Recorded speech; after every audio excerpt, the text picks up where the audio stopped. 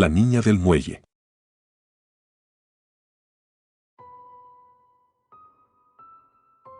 Cuando volví a mi ciudad natal, habían pasado exactamente 20 años desde la desaparición de Clara. Mi madre me había insistido en que no regresara, en que los recuerdos que me perseguían no cambiarían por estar de nuevo en ese lugar.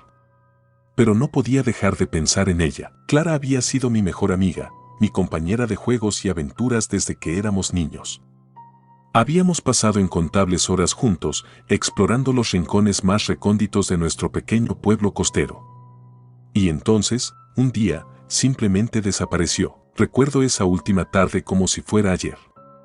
El cielo estaba teñido de un gris oscuro y el viento soplaba con fuerza desde el océano.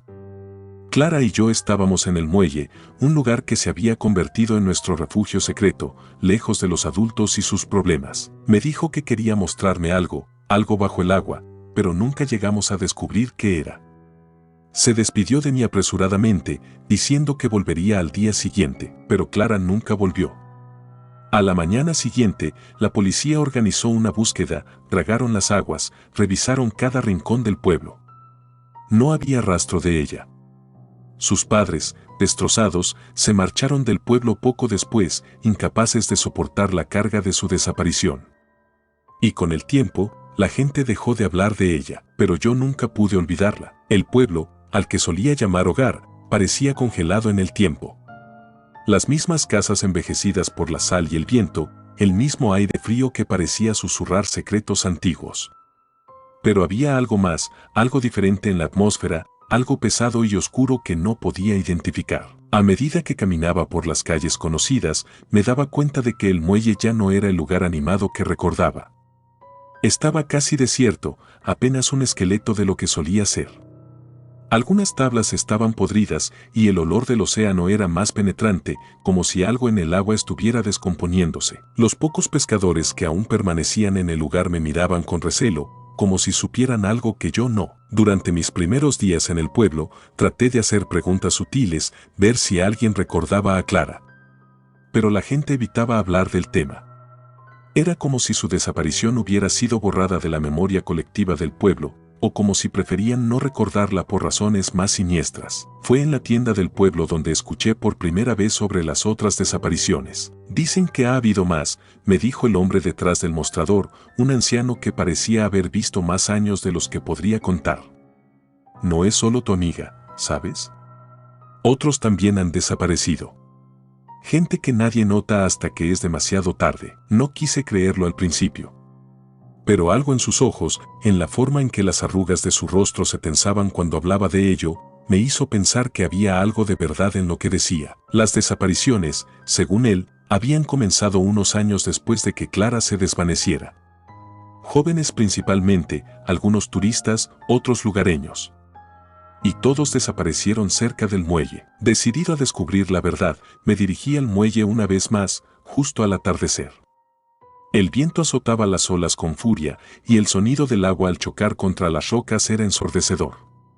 Me paré en el mismo lugar donde Clara y yo solíamos sentarnos y me quedé allí, contemplando el océano, esperando algo. El sol comenzó a descender y las sombras del muelle se alargaban, creando formas inquietantes sobre el agua. Sentí un escalofrío en la espalda, una sensación que no pude sacudirme. Era como si algo estuviera observándome desde el agua, algo que no podía ver, pero que sabía que estaba ahí. Entonces, escuché un susurro. ¿Me recuerdas? Mi corazón se detuvo. Esa voz era imposible, pero sonaba igual que la de Clara. Giré la cabeza, buscando la fuente del sonido, pero no había nadie allí. Solo el viento y el ruido constante del mar. ¿Clara? Mi voz salió en un susurro. Me sentí estúpido al decir su nombre en voz alta, pero algo dentro de mí me decía que no estaba solo. El viento rugió, más fuerte que antes, y las olas comenzaron a golpear el muelle con mayor intensidad. El agua parecía moverse de manera extraña, como si algo grande se agitara bajo la superficie. Y entonces lo vi, una figura borrosa, apenas visible en el crepúsculo, caminando hacia mí por el muelle. Mis pies se clavaron en el suelo. No podía moverme. La figura se acercaba lentamente, su forma distorsionada por la niebla y las sombras. Cuando finalmente estuvo lo suficientemente cerca como para verla con claridad, mi garganta se cerró. Era Clara. O al menos, una versión de ella. Su rostro estaba pálido, como si hubiera estado bajo el agua durante demasiado tiempo. Su cabello, antes dorado y brillante, ahora colgaba mojado y enmarañado sobre su rostro. Sus ojos, que solían estar llenos de vida, eran ahora vacíos, fríos, como los de un cadáver. «Volviste», dijo ella, su voz un susurro que se mezclaba con el viento. «Te estaba esperando». No podía hablar. Mi mente estaba tratando de procesar lo imposible que estaba viendo. Clara no podía estar aquí. Había desaparecido hace 20 años. Pero ahí estaba, de pie frente a mí, como si el tiempo no hubiera pasado. «Te dije que quería mostrarte algo», continuó, extendiendo una mano pálida hacia mí. «Está bajo el agua. Siempre ha estado allí». Dio un paso más cerca, y entonces sentí el frío del agua en mis pies. Miré hacia abajo y me di cuenta de que el muelle ya no estaba firme bajo mis zapatos. El agua había subido de alguna manera, cubriendo las tablas hasta los tobillos, como si el mar hubiera reclamado el muelle. «Ven conmigo», dijo Clara, su tono suave pero autoritario. «Te lo mostraré». Mi instinto fue correr, pero mis pies no respondían. Algo en la mirada vacía de Clara me tenía atrapado. Era como si una fuerza invisible me hubiera anclado al suelo. El agua seguía subiendo, hasta mis rodillas ahora. Clara dio otro paso hacia mí, y entonces sentí su mano fría sobre la mía. La sensación fue tan helada que sentí que mi piel se quemaba bajo su toque. «No te preocupes», susurró. «Te prometo que no dolerá». Pero en ese momento, vi algo moverse bajo el agua. Algo oscuro, algo grande. Era una sombra, una forma que no pude identificar, pero que me llenó de un miedo indescriptible. Era lo que Clara quería mostrarme, lo que estaba esperando bajo la superficie del agua todo este tiempo. Intenté gritar, pero mi voz se ahogó en mi garganta justo cuando el agua alcanzaba mi cintura. Las sombras bajo el agua se agitaban con más intensidad, y el frío se colaba por todo mi cuerpo, haciendo que mis músculos se tensaran. «Es hora de volver al agua», dijo Clara, y en ese momento, su rostro cambió. Los restos de humanidad que alguna vez tuve en la memoria se desvanecieron, dejando solo algo inhumano, algo monstruoso.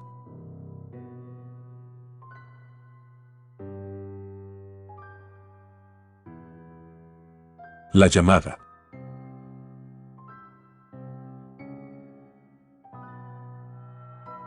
Ser operadora del 911 no es algo que cualquiera pueda hacer. Requiere una capacidad especial para mantener la calma bajo presión, para manejar situaciones que podrían ser de vida o muerte y, sobre todo, para soportar la angustia de los que llaman desesperados buscando ayuda. Siempre me he dicho que me contrataban porque era capaz de soportar eso, porque sabía mantener la cabeza fría cuando todo a mi alrededor parecía desmoronarse. Pero eso cambió la noche que recibí esa llamada. Todo comenzó como una noche normal, una de tantas en las que me sentaba en la oscura sala de operaciones, con mis auriculares puestos y los monitores parpadeando frente a mí. La rutina era conocida, y aunque a veces había emergencias, la mayoría de las llamadas eran incidentes menores. Sin embargo, cuando el teléfono sonó esa noche, algo me hizo estremecerme, como si una sombra invisible hubiera descendido sobre mí. «911, ¿cuál es su emergencia?», dije con mi tono habitual, tratando de transmitir calma a quien quiera que estuviera al otro lado de la línea. Al principio, solo escuché la respiración rápida de una mujer. No era extraño que la gente llamara en estado de pánico, así que esperé pacientemente, dándole tiempo para que pudiera hablar. «¿Hola? ¿Puede decirme qué sucede?», insistí, suavizando mi voz. Finalmente, la mujer habló, y su voz sonaba tan frágil que casi no podía entenderla. Me están siguiendo», dijo entre jadeos. Mi corazón dio un vuelco. No era raro recibir llamadas de personas que sentían que estaban siendo acechadas, pero había algo en su tono que me hizo prestar más atención de lo habitual. «¿Dónde se encuentra?», pregunté, ya abriendo el mapa en mi pantalla para intentar localizar su llamada. En un callejón». «No sé dónde estoy», su voz temblaba, y pude escuchar el sonido de pasos apresurados de fondo. «Quédese conmigo, vamos a enviar a la policía». Mis dedos se movieron rápidamente sobre el teclado, alertando a los oficiales más cercanos. «¿Ve alguna señal o algún letrero que pueda describirme?». «Es oscuro, muy oscuro», respondió. De repente, su respiración se aceleró. Ahí está. Está aquí. ¿Quién está ahí? Pregunté, aunque ya sabía que probablemente no obtendría una respuesta clara. A veces, el miedo embota la mente de las personas. No hubo respuesta. Solo escuché el sonido de pasos que resonaban más rápido, casi como si estuviera corriendo. Por favor, ayúdeme. No quiero morir. Gritó la mujer, y luego la línea se cortó de repente. Mi corazón latía con fuerza. Me quedé mirando la pantalla, donde la ubicación de la llamada parpadeaba en un mapa del centro de la ciudad. Ya había despachado una patrulla, pero mientras los oficiales llegaban al lugar, todo lo que podía hacer era esperar. El tiempo parecía estirarse mientras miraba la pantalla, observando cómo el pequeño punto que representaba la patrulla se acercaba lentamente al lugar de la llamada. Cuando finalmente llegaron, la voz de uno de los oficiales resonó en mi auricular. No hay nadie aquí. Sonaba perplejo. ¿Estás segura de que esta era la ubicación? Sí, es la ubicación que nos dio la llamada. Miré de nuevo la pantalla para asegurarme. No había duda, ese era el lugar. Todo está completamente vacío, no hay señales de lucha ni nada sospechoso, dijo el oficial, y sentí un escalofrío recorrer mi columna vertebral. La llamada había sido real, podía sentirlo. Esa mujer estaba en peligro y ahora había desaparecido. Los días siguientes fueron una mezcla de inquietud y rutina.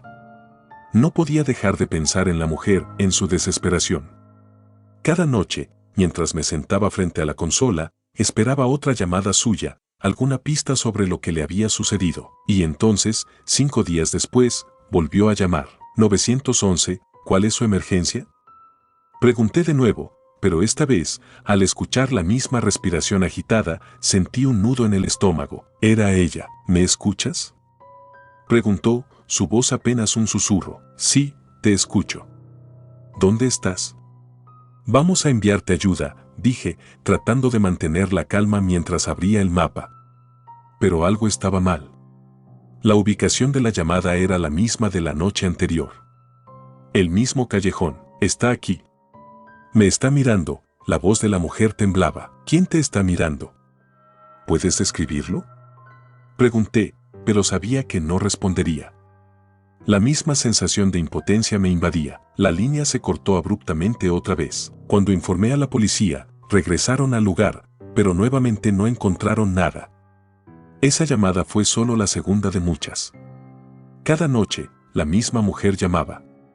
Y cada vez que los oficiales llegaban al lugar, no había rastro de ella. Nadie en la comisaría me creyó cuando intenté explicarles que era la misma voz, la misma persona, una y otra vez. Me dijeron que seguramente se trataba de una broma pesada, pero no podía aceptarlo.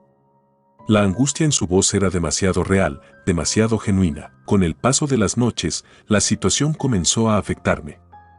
No podía dormir bien, me encontraba escuchando ruidos en mi casa cuando no debería haber nadie, y a veces, incluso cuando no estaba de servicio, juraba que escuchaba el sonido de su respiración en la distancia. Y entonces, una noche, mientras estaba a punto de terminar mi turno, la llamada que había estado temiendo llegó. 911, ¿cuál es su emergencia? Pregunté con el corazón en la garganta. Estás en peligro, dijo la voz de la mujer, pero esta vez su tono era diferente. No era de miedo, sino de advertencia. Mi pulso se aceleró. ¿Qué quieres decir? ¿Dónde estás? Pregunté, pero algo dentro de mí ya sabía la respuesta. Está contigo ahora, dijo ella, su voz apenas un susurro. Te está mirando. Siempre ha estado aquí. Cada vez más cerca, mi sangre se congeló. Sentí un escalofrío en la nuca, como si algo o alguien estuviera justo detrás de mí. Me giré instintivamente, pero la sala estaba vacía, solo las sombras y el parpadeo de los monitores. ¿Quién está conmigo? Logré preguntar, mi voz temblando. La línea emitió un zumbido estático antes de cortarse de golpe. Esa noche, no me atreví a quedarme más tiempo. Me fui antes de que mi turno terminara, convencida de que algo andaba terriblemente mal. En los días siguientes, evité ir al trabajo, llamando enferma, pero las llamadas no cesaron. Cada noche, mi teléfono sonaba, y era ella. La misma respiración, las mismas palabras. Finalmente, no pude soportarlo más. Decidí enfrentarme a lo que fuera que estaba sucediendo. Esa noche, volví a la estación de policía. Sabía que sería mi última guardia, una parte de mí lo sentía.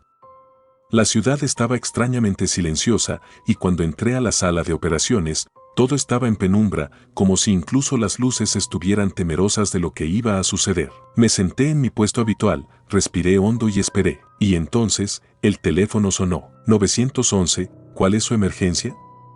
Dije, mi voz casi inaudible. El silencio al otro lado de la línea fue ensordecedor. Pero esta vez, no fue la respiración de una mujer lo que escuché. No. Esta vez, escuché algo más, algo que se arrastraba, como uñas raspando una superficie dura. Y luego, una voz que no era humana. Es tu turno. El teléfono cayó de mis manos justo cuando sentí que algo frío rozaba mi cuello desde detrás de mí. Antes de que pudiera reaccionar, una fuerza invisible me arrastró de la silla, y el mundo se oscureció.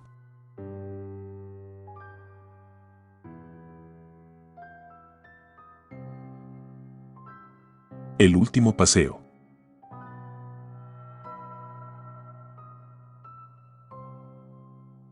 No pude dormir desde aquella noche. Me quedaba mirando el techo, escuchando el eco del silencio en mi departamento, y solo podía pensar en ella, en todo lo que no me había dicho, en lo que nunca supe que estaba mal hasta que fue demasiado tarde. Aquella última noche, Marta me había enviado un mensaje de voz, breve, aparentemente inofensivo. Estoy tomando un taxi ahora. Llego en 10 minutos, no te preocupes. No pensé en nada en ese momento, salvo que había sido una noche agradable en el bar. Habíamos charlado de cosas triviales, como siempre, y luego ella decidió irse temprano. Yo me quedé con un par de amigos más, distraída, completamente ajena a lo que sucedería a continuación. Pasaron 10 minutos, luego 20. Intenté llamarla, pero no contestaba. Al principio pensé que había llegado a casa y simplemente se había quedado dormida o que estaba ocupada. Pero cuando las horas empezaron a avanzar sin noticias, una sensación de inquietud se instaló en mi pecho. Aquella Marta que conocía jamás dejaba el teléfono sin contestar y nunca desaparecía sin decirme nada. Por la mañana, lo supe. Algo estaba muy mal. Fui a su departamento, llamé a la puerta. Nadie respondió.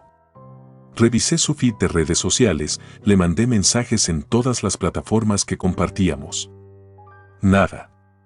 El vacío.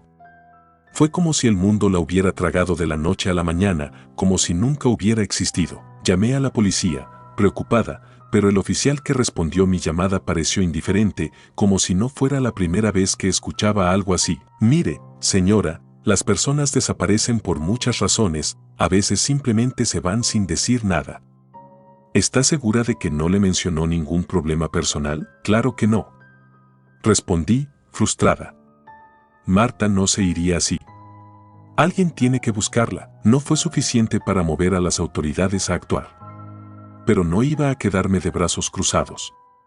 Algo en mi interior me decía que ella no se había ido voluntariamente. No después de lo que supe sobre el conductor del taxi que tomó aquella noche. Decidí comenzar mi propia búsqueda. Había algo que no cuadraba en la desaparición de Marta y todo empezaba y terminaba con aquel último paseo en taxi. Sabía que ella había utilizado una aplicación para pedir el auto, así que lo primero que hice fue acceder a su cuenta. Con algo de suerte, pude ver los datos de la última carrera, una dirección genérica cerca del centro de la ciudad, donde aparentemente había terminado el viaje. Busqué el número de matrícula del auto y revisé en internet por si encontraba algo relacionado. El nombre del conductor estaba allí también, un tal Javier S. Su foto en la aplicación era la de un hombre común, de rostro anodino, alguien que fácilmente pasaría desapercibido. Y sin embargo, sentí un escalofrío cuando miré esos ojos. No había nada particularmente amenazante en ellos, pero tampoco había vida.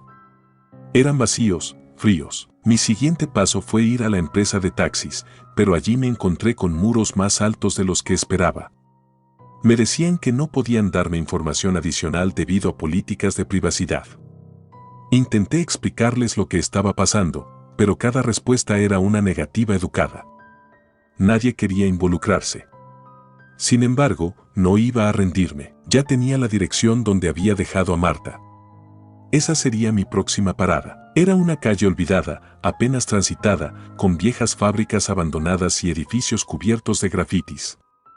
No había ninguna razón para que Marta hubiera ido a ese lugar, y más aún, ninguna razón para que no me hubiera dicho nada. Revisé cada rincón, busqué algún rastro, pero lo único que encontré fue una oscuridad abrumadora y un callejón sin salida. De vuelta en casa, comencé a sentir una presión en mi pecho, como si el tiempo se estuviera acabando.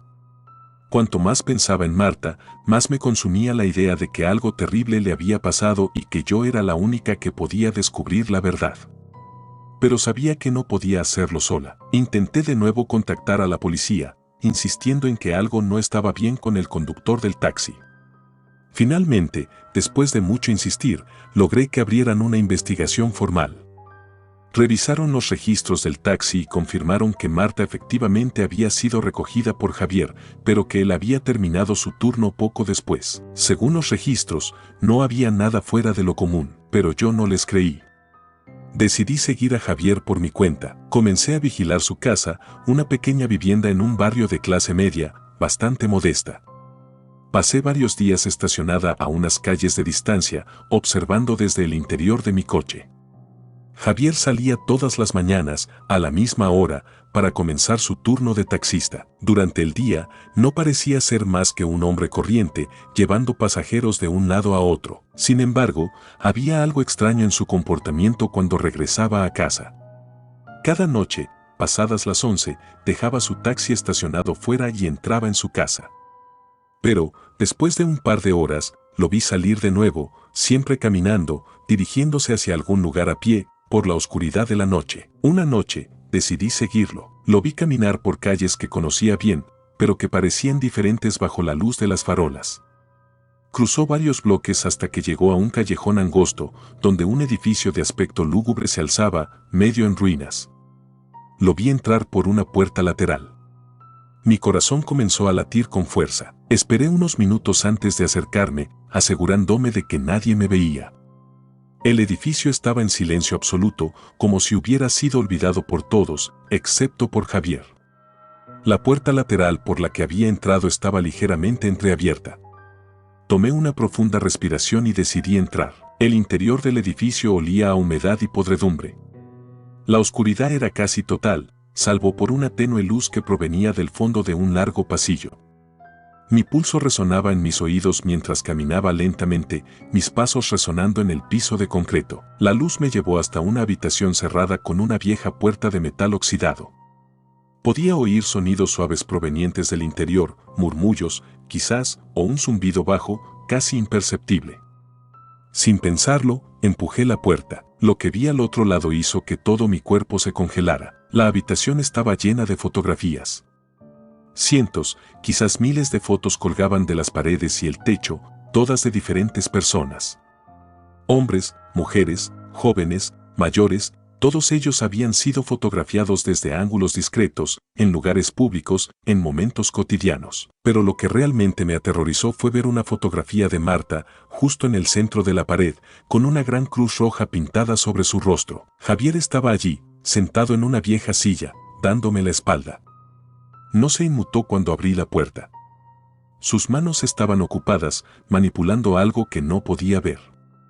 Me acerqué con cautela, tratando de mantener la calma. ¿Qué has hecho?, pregunté con voz temblorosa, mi mente en completo caos. ¿Dónde está Marta? Él se giró lentamente, con una sonrisa que nunca olvidaré. Sus ojos, esos ojos vacíos que había visto en la foto, me miraban con una mezcla de satisfacción y desprecio. En sus manos, sostenía un pequeño grabador y al presionar un botón, una voz conocida salió de los altavoces. Estoy tomando un taxi ahora. Llego en 10 minutos, no te preocupes. Era la voz de Marta. ¿Dónde está ella?, grité, sintiendo las lágrimas brotar en mis ojos, pero Javier solo sonrió más ampliamente. Se levantó lentamente de la silla y se acercó a mí, su figura sombría e imponente. Mi mente no podía procesar lo que estaba pasando.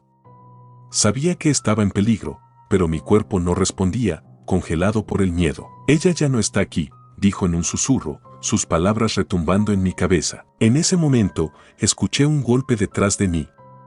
Me giré solo para ver cómo la puerta de metal se cerraba de golpe, sellándome en la habitación con él.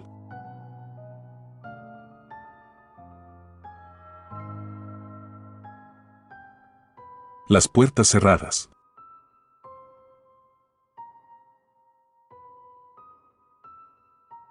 Me desperté con la garganta seca y una sensación de pesadez en el pecho, como si algo estuviera fuera de lugar. El reloj de la mesita de noche parpadeaba a las 7:34 de la mañana, pero no sonaba el habitual ruido de la cafetera ni el susurro del agua corriendo en el baño. Había un silencio incómodo en el departamento, un silencio que me hacía sentir como si estuviera solo en un espacio que debería estar lleno de vida. ¿Amelia? Llamé con voz ronca, medio soñoliento aún. No hubo respuesta. Al principio, no me preocupé demasiado. Quizás había salido a correr o estaba en algún rincón del departamento donde no me escuchaba.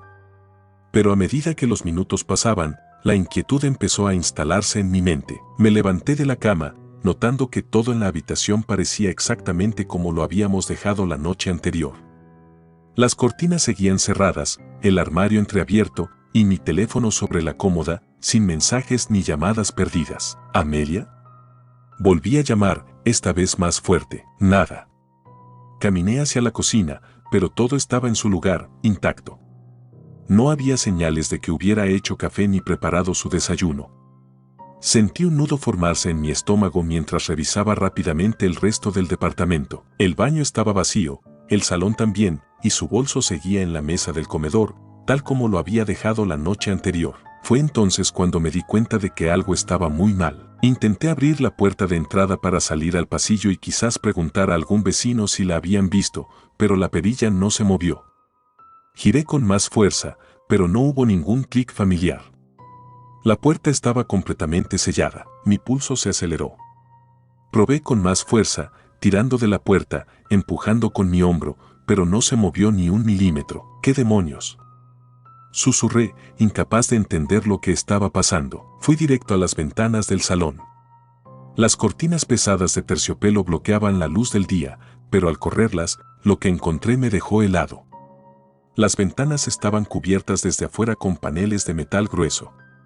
No había forma de ver más allá. Golpeé el cristal, tratando de encontrar algún indicio de que podía forzarlas, pero el sonido apagado de mis golpes me confirmó lo que temía, también estaban selladas. Un sudor frío empezó a recorrer mi espalda. Todo esto era absurdo. ¿Por qué alguien sellaría las ventanas y puertas de nuestro apartamento? ¿Dónde estaba Amelia? Corrí de nuevo al dormitorio, revisando cada rincón, debajo de la cama, el armario, cada espacio donde podría haberse escondido o dejado alguna señal, pero no había nada. Era como si hubiera desaparecido en el aire. Mi mente intentaba encontrar explicaciones racionales, pero ninguna tenía sentido. Ni siquiera su teléfono estaba, lo cual era aún más extraño, ya que nunca salía sin él. De nuevo, traté de abrir la puerta principal, esta vez con todas mis fuerzas. Golpeé, pateé, grité, pero no había respuesta, ni un solo sonido que indicara que alguien, en algún lugar, me escuchaba. Horas parecieron pasar mientras buscaba alguna salida, alguna solución a lo que comenzaba a parecer una pesadilla. Pero no importaba lo que intentara, cada puerta que intentaba abrir estaba cerrada, cada ventana inaccesible. Era como si estuviera atrapado en una prisión diseñada a la perfección, sin ningún fallo, sin ninguna manera de escapar. El miedo empezó a consumirme. Me senté en el sofá, tratando de pensar con claridad, pero mi mente estaba en un torbellino. Intentaba recordar la noche anterior, buscar alguna pista de lo que podría haber desencadenado esta situación. Habíamos cenado juntos, conversado sobre lo que haríamos el fin de semana, nada fuera de lo común. Entonces, ¿por qué ahora me encontraba atrapado en mi propio hogar, sin rastro de mi esposa? Un ruido sordo desde la habitación me hizo saltar. Corrí hacia allí, pero cuando llegué, el silencio había regresado. Todo seguía igual, pero había algo diferente en el ambiente. Una especie de energía pesada en el aire que me hacía sentir observado. Mi piel se erizó. ¿Quién está ahí? Grité, desesperado, pero no hubo respuesta. Decidí buscar en el armario del dormitorio. Recordaba que teníamos una caja de herramientas por si alguna vez necesitábamos arreglar algo en casa, quizás podría usar alguna de las herramientas para forzar las cerraduras.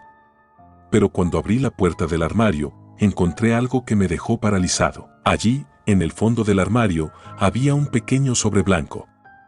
No lo había visto antes, y no era algo que Amelia ni yo hubiéramos dejado allí. Mi corazón latía con fuerza mientras lo recogía. Tenía mi nombre escrito en letras negras, gruesas, y no pude evitar notar que la caligrafía no era la de Amelia. Abrí el sobre con manos temblorosas, revelando una sola hoja de papel doblada en su interior.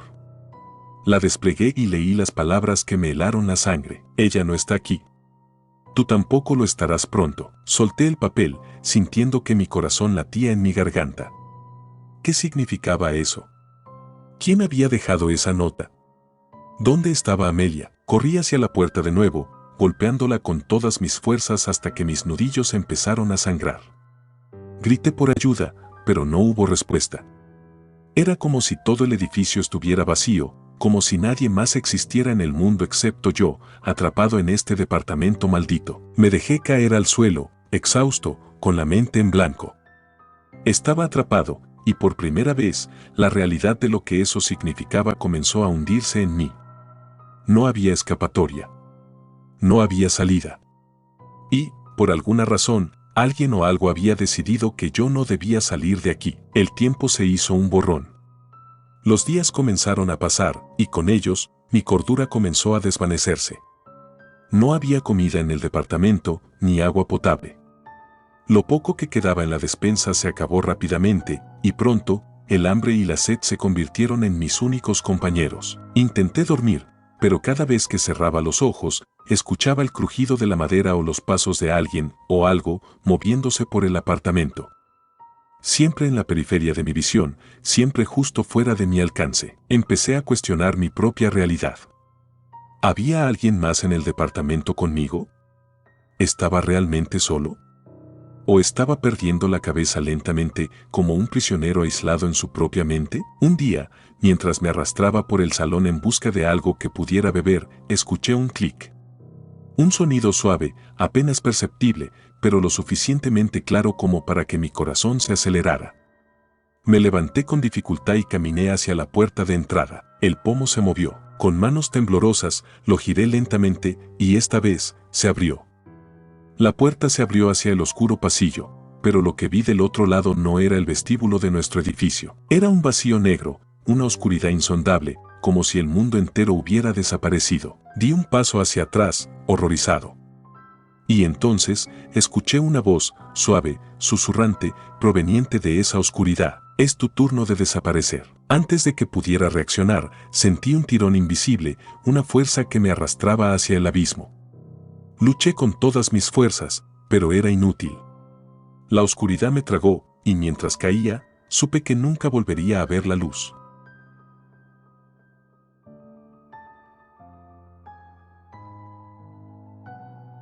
Gracias por tomarse el tiempo de escuchar nuestros relatos de terror, espero y haya sido de su agrado. Si te gustan los relatos de terror, apóyanos a darle like y compartiendo, o haciendo un comentario, ya que eso nos ayudaría a la mejora continua. Si aún no estás suscrito o suscrita, los invito a que lo hagan para que no se pierdan de los mejores relatos de terror de Lamentos de la Noche. Gracias por el apoyo y buena vibra.